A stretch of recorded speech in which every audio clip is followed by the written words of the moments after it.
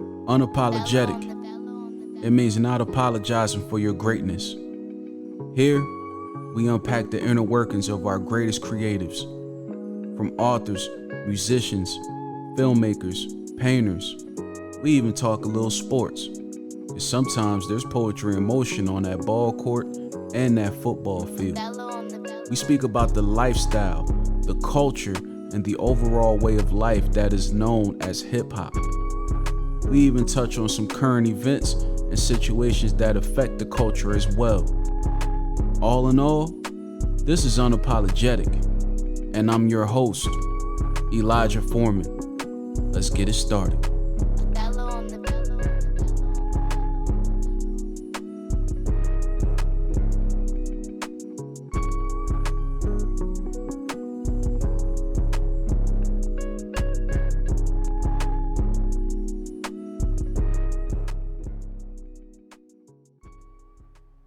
Like that's just unfuckwittable, for lack of a better term. Yeah, that's wild. Definitely. But now back to you. Let's step into your mind frame. Now you're in the business, right? And you're starting to think of different ideas, different things you want to write.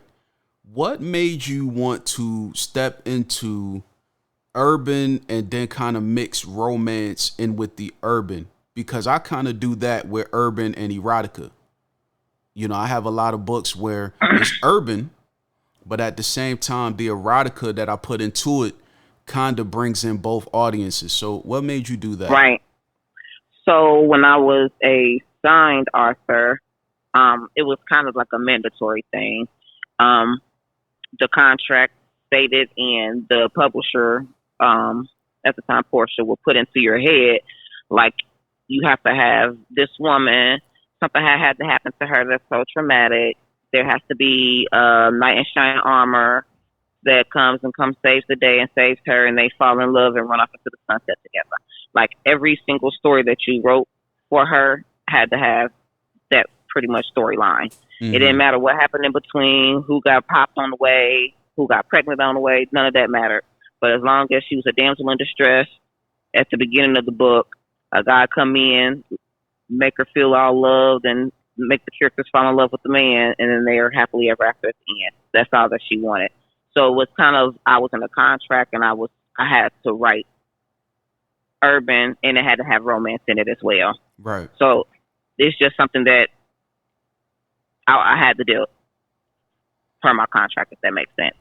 So it wasn't my something... preference. Okay. Go ahead. No, go ahead. So it wasn't something that you thought of yourself, or, you know, like a style that you already had coming in? Well, my first full book that was released, I'm going to go ahead and tell you now, the assistant was like, your book is boring. She was like, it's a good book. Yeah, she was like, it's a good book. It has a lot of potential. She said, but you don't have no dialogue. I was literally just writing and telling a story. Right. The characters weren't interacting. There was no dialogue. Right. Because I'm just so used to just writing. So she was like, yeah, go back, go through, add some detail, add some dialogue. Give me like 2 or 3 chapters of that, and I'll critique you from there, and we can move further. And then I came back with the dialogue, and she was like, man, go back and read this shit. Like, you must ain't read this and see the big difference that dialogue and the detail that you added made. Mm-hmm. And from there, my writing was, it literally was a little bit of advice like that, that made me, when she told me my book was boring, I wasn't salty or anything like that. Cause I'm the type that I'm a Virgo. I don't know if it's a Virgo thing, but I've heard a lot of Virgo people say this. We take constructive criticism very well because right. we strive for perfection. Like, we want things to be right. So when she told me, I'm like, shit, what I got to do to make things better? So at the time, being that I was under Portia wing, she knew what she was talking about. You know, she's a professional. She's been doing this for a long time. So, yeah, it was more so of her knowing at the time, this is what the readers are like and this is what the readers want. So you gave me an urban story. I'm going to need you to add some romance and stuff into it. Right. Because originally it wasn't my first book. There was not a man that came in that she fell in love with like that. Okay. So I added him, added his character, and from there, I got the concept in my head of how to do urban and romance together, how to do romance and erotica together, how to do urban and erotica together. That's dope. I So that mean, kind of put, yeah, that kind of put my foot in the door to do a lot of other genres. Like you said, bringing multiple audiences from different genres in to right. one story. Yeah. That's the dopest part to me because there are a lot of authors who step into the business and immediately have an ego. Like, you ain't do no work, you ain't put out one book, but the Right. minute somebody tell you like, yeah, this part needs work or this part They needs get real this or offended. that, the offended, attitude comes. Now, don't get me wrong. Right. You have a lot of us that are artists. So a lot of us are sensitive about our shit. About our shit. So Period. there's been plenty of times where my lady might read something and she's like, nah, that ain't you. This ain't what I read in Make a Cream. So I don't think that's you. And even that'll be like, well, damn. And then you'll start asking yourself, did I fall off? Hold on, let me all right, shit. In your mind, you trying to figure it out, but on your face, it looks like you offended. Right. Like I literally scared my lady away from giving me advice one time because she was like, yo, every time I tell you that your shit ain't right, you'll get upset. And I'm like, yo, no, it's not that I'm upset. Right. When you You tell got to me figure this something shit out like now. that, I gotta figure this shit out now. Like, Yeah. hold Yeah. on, you Like you can't said, just at the end of the day, we're artists and we gonna be sensitive about our shit. right. Like you It's a can't just different type tell of me, art. Yeah. yeah. This like telling Jay-Z after doing 15 albums that all go number one, that album number 16 is whack as hell. He gonna sit in that studio and go crazy. Great. Yeah. Yeah. You know what I mean? So that's different. But then you have some people who have done nothing. I have 30 books out. So it's like, okay, maybe this new one doesn't match up to like book number 14 when I was really hot out there. Right. I would get that. I would understand.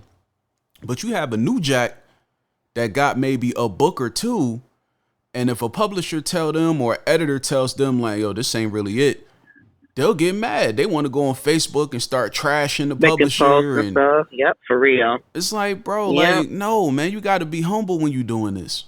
And then on top of that, especially if you have somebody in your corner that is a number one, ranked author who has books that have been number one on urban charts or Mm-hmm. erotica charts, man, you better take that tutelage and do something with Yeah. it. And just like when they said my book was born, I was all ears. Well, what can I do to change that? Because Right, of who it was. It was right, like the nerve of me to be offended by somebody who been in this business for so long and know what the hell they doing. exactly. I remember my first publisher. I've had like 4 publishers in my career before I went indie. But the first one, she's still like my big sis today. Her name's Alicia Howard. I can't wait to get her on the show. But her, Portia, Shan, Fanita Moon Pendleton, Rashid Carter, these were people up under David Weaver. Okay. And they were all a part of the Bankroll Squad. And at one point, David Weaver had all these people. He had like 10 people that were going number one at the same time. It would be like, if I drop Shan's book, she gonna be number one for 6 weeks. Then I'm gonna put out Rashid Carter, he gonna be number one. And then it Right. was just like everybody had their turn. So after a while, he was like, you know what? I need y'all to start coming up with some sub companies. So the next thing you know, Shan had a company. Portia had her original company. Fanita Moon Pendleton and Rashid Carter, they grouped together and had a company.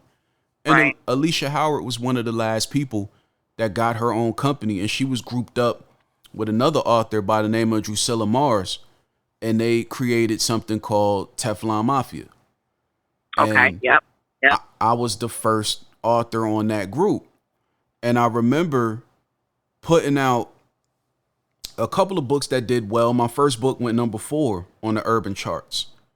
And, after about another title or two, I got to a book called Make Her Cream. Now, the original concept of Make Her Cream was more of the like budding romance type of thing about a couple, and some infidelity came into play, different things of that nature. So my intro was more soft spoken. It wasn't urban. It wasn't like, shoot 'em up type of stuff. Right. So when she read it, she was like, you know, bro, this is dope. This is dope. I like it.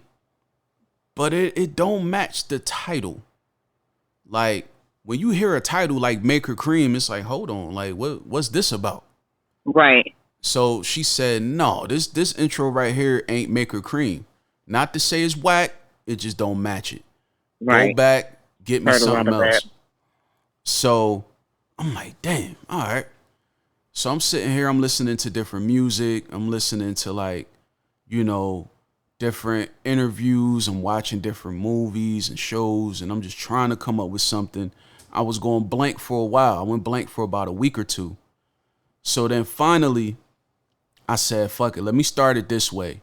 And I created one character. His name was Miles. And I said, okay, let me start there. This would be my base. And I based him off of two uncles I have that had their little stable back in the day. And I based it off of a cousin of mine as well that used to have a little stable.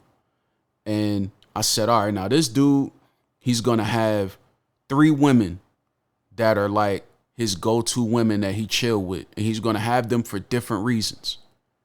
One is going to be like the ride or die. One is going to be the firecracker. That's, you know, a ball of energy, love to have fun. And then another one's going to be more soft-spoken. Mm-hmm. You know, she's going to be the one that, you know, get you some dinner when you're done doing your business or whatever. Right. You know, and I created the intro between him and the ride or die. He walks in to her house. It's late night, 2:33 in the morning. You know what you doing at 2:33 in the morning if you still up. Yep. So the minute she opens the door and he shuts it behind him, it's go time. Ain't no dialogue. They're going straight into a sex scene. And the sex scene was just steamy. It got to a point where I had Miles lift this girl up on the wall and then lift her up higher so that he could start eating while on the wall. Right. Type And, shit. yeah. So it got to that point. I said, all right, I think I got something now. I wrote about 5 pages of an intro. I sent it to Alicia, and she said, that's what the fuck I'm talking about. We're talking about, Get me the rest of this book in Yep. 2 weeks.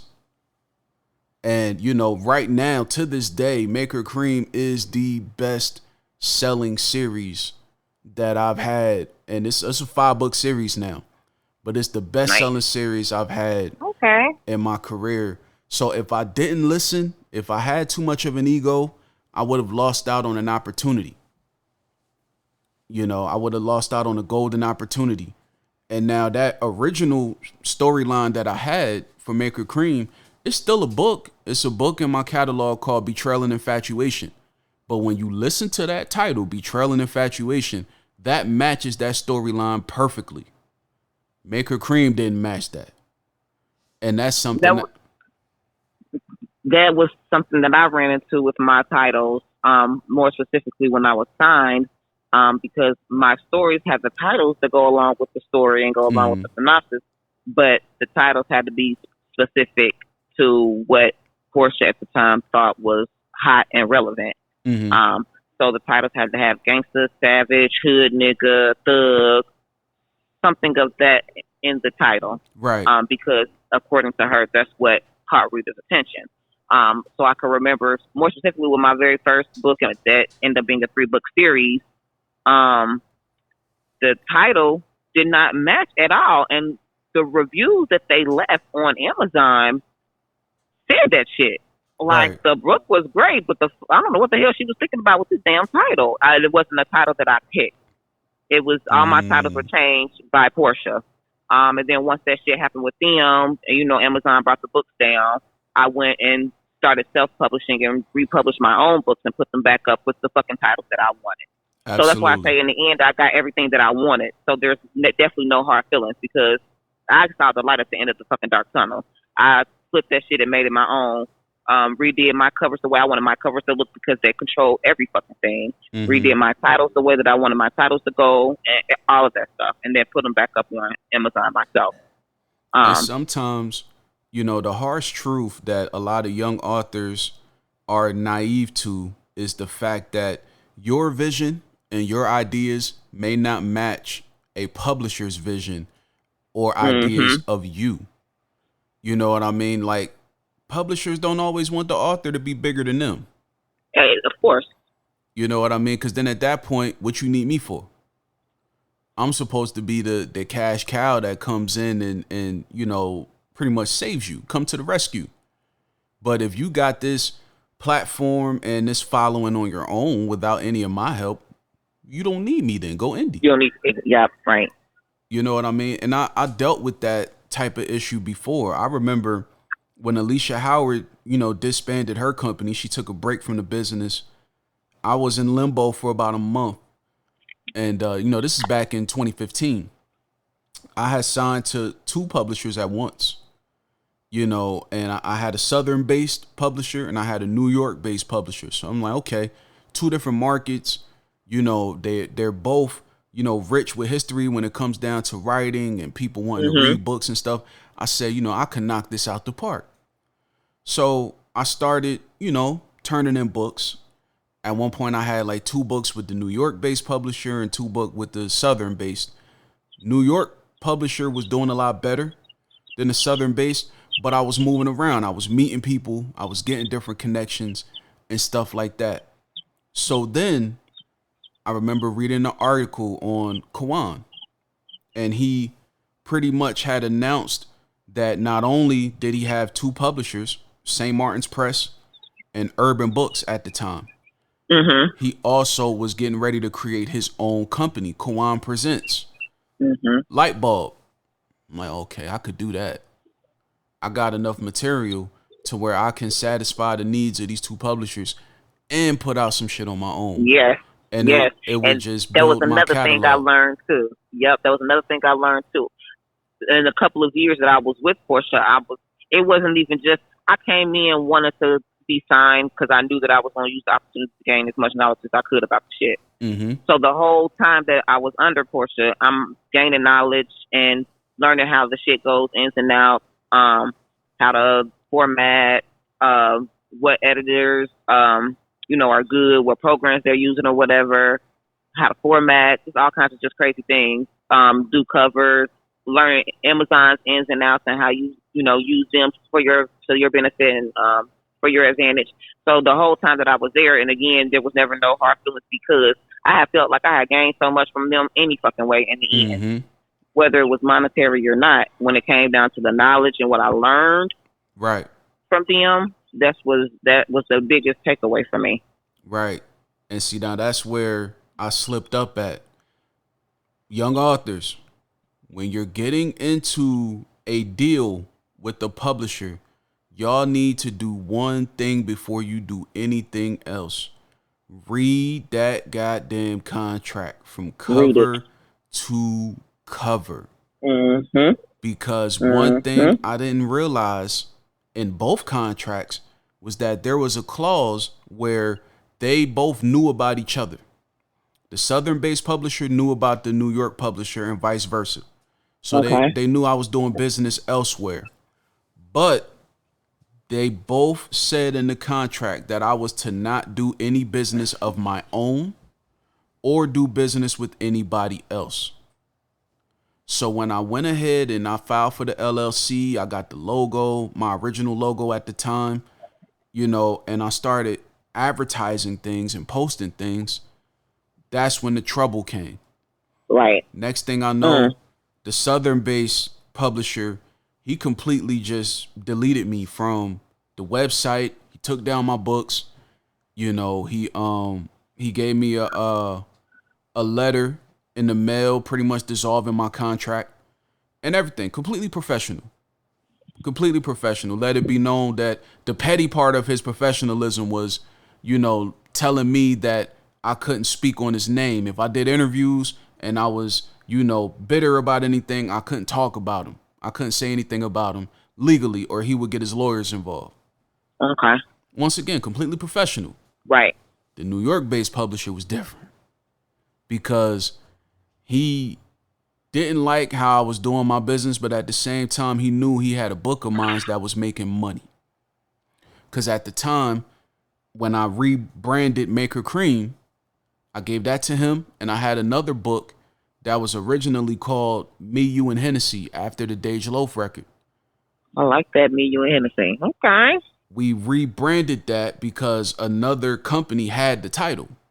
So I called it Lust and a Shot of Hennessy. Gave that to him. And Lust and a Shot of Hennessy was doing his numbers, but it wasn't on Maker Cream's level. So instead of taking my books down, he knew that he had a clause in the contract that said, I have these books for 2 years. So he held on to my stuff for 2 years, but wouldn't put out any other stuff that I had to turn into him. Right.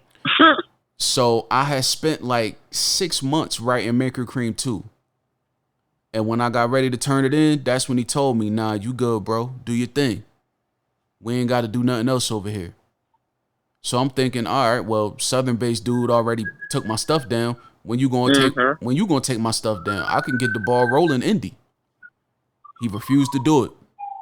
So when I put out Maker Cream 2, I didn't have any rights to Maker Cream 1 yet. 1, right. So people were flocking to go get Maker Cream 1, and I didn't see none of that money. Damn. You know what I mean? For 2 years. I didn't get that book back until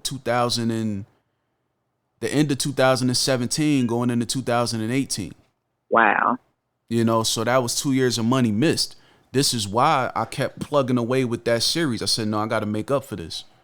Because originally it was supposed to be a 3-part series, and it turned out to be a 5-part series. And I'm thinking about doing a spinoff to it as well and adding to some storylines. So, right. You know, young publishers, man, when y'all go into these situations, it may sound great. It may sound very promising. And most of the time it is. But read that contract, bro. You have to. Because if not, you know, for lack of a better term, you're going to be getting fucked your whole career.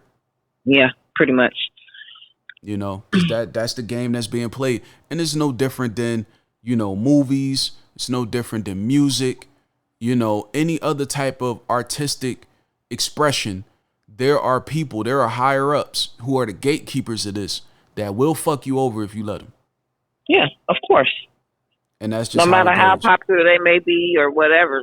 The Portia and Leo thing is a perfect example. And just to touch on it a little bit, that was part of the problem. A lot of people's rights were not given back to them. And she's steady making money for years off of these people's hard work, you know. And at the end of the day, they just wanted their rights back. To see, like me, I'm built different.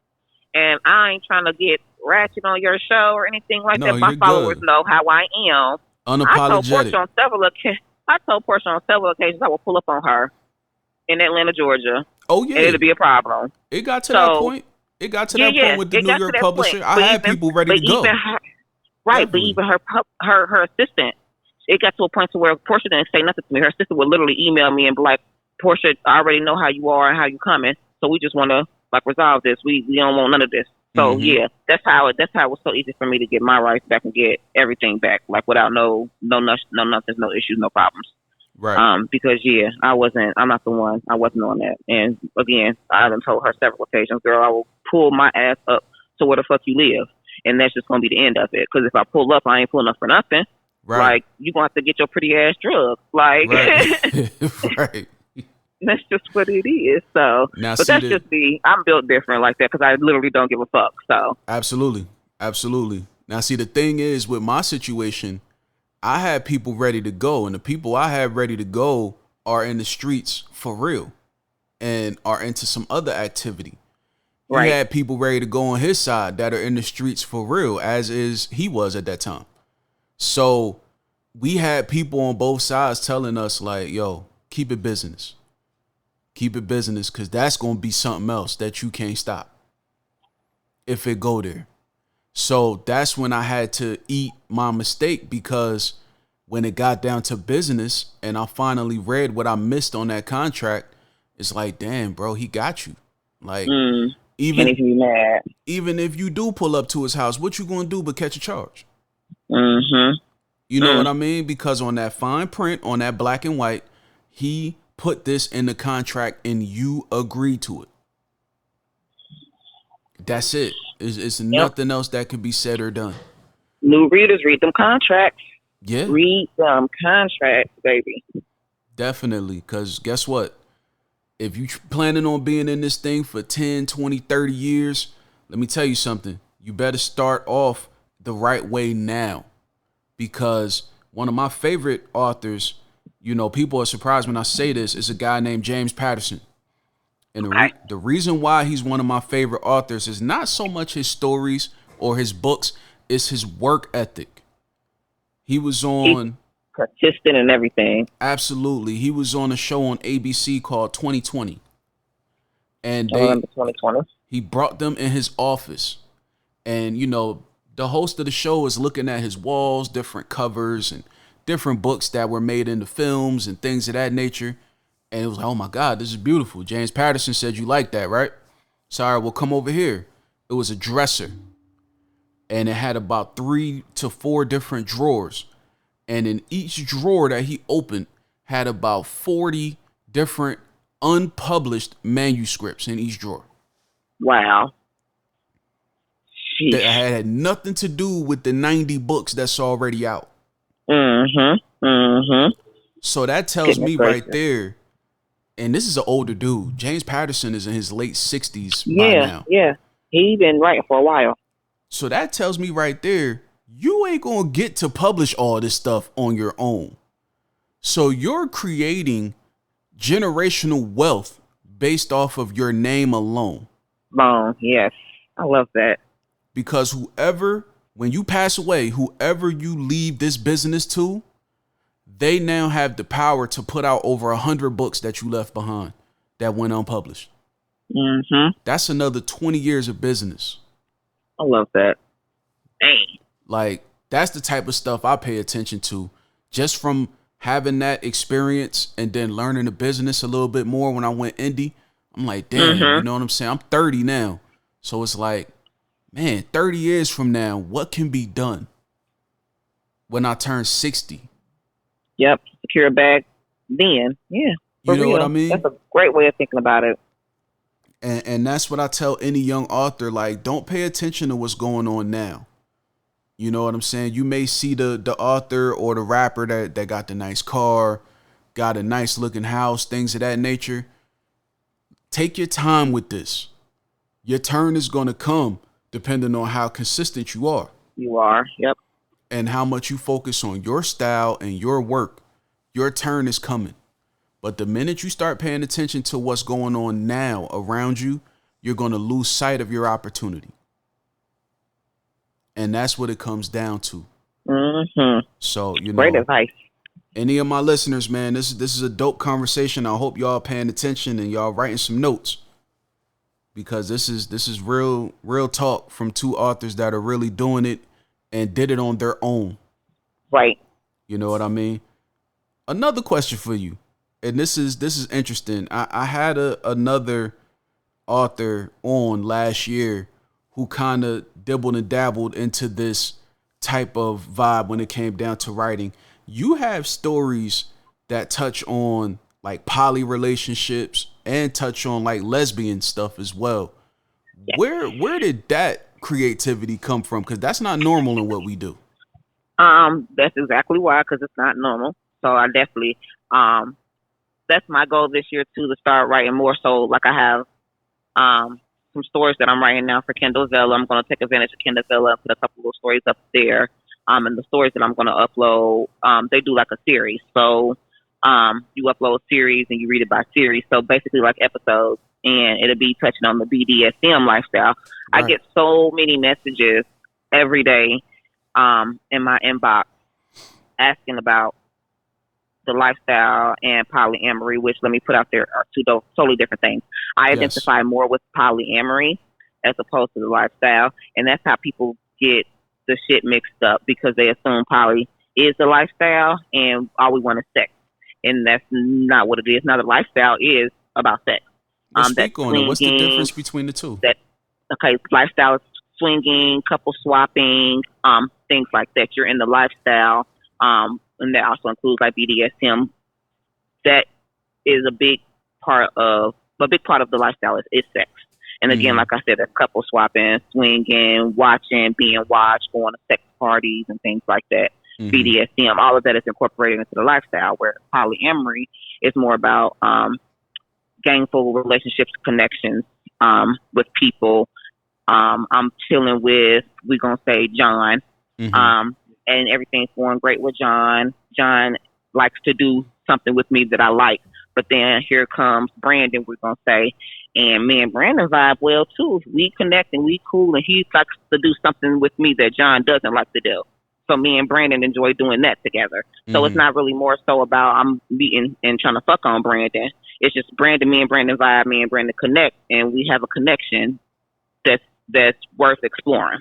And that's really what polyamory is. Yeah, I'm in this relationship with this other person, but John, it's okay for you to go vibe with Ashley because, you know, y'all got something in common, or she make you feel away, or, you know, you're attracted to her or whatever. Like, it's okay for you to go explore and see where that goes. So that's what I deduce polyamory to, with the difference of the lifestyle. The lifestyle is like sex. So if you holler at somebody that's in a lifestyle, or you think you about to hop in a lifestyle group, or hang with a lifestyle group of people, just know it's going to be sexual. Man, listen. And there's so many different levels to it. Anybody thinking about doing that, y'all better be sure on what it is y'all doing. Cause see, you got to be sure. You got to be specific. You got to know exactly what it is that you want. So like a lot of people, I am in a lot of lifestyle groups, like on Facebook and stuff, and I do like lifestyle events and stuff like that because I like to partake in that type of shit. That doesn't necessarily mean I'm going to show up, and the moment I'm there, I'm fucking. I'm about to, you know, check the scene, vibe, see what's going on, things like that. But that's where I have to put my foot down because, so somebody, she in the lifestyle, the first thing they're going to do when they meet me or if they hop in my inbox, is going to be a reference to having sex. Right. And to me, it's like, damn, can I get a good morning? Exactly. Can I get a how you doing first? Exactly. But that's that thin ass line between polyamory and the lifestyle. So that's why I write about it, I talk about it, and do things in reference to that to get that out there. Because a lot of people think poly is just a big ass threesome. We just want to have some people to fuck on, and that's not it at all. There you have it, ladies and gentlemen. Another episode down, plenty more to come. I appreciate you for taking the time out to come hang out with me. And I'm looking forward to seeing you next time. Take care.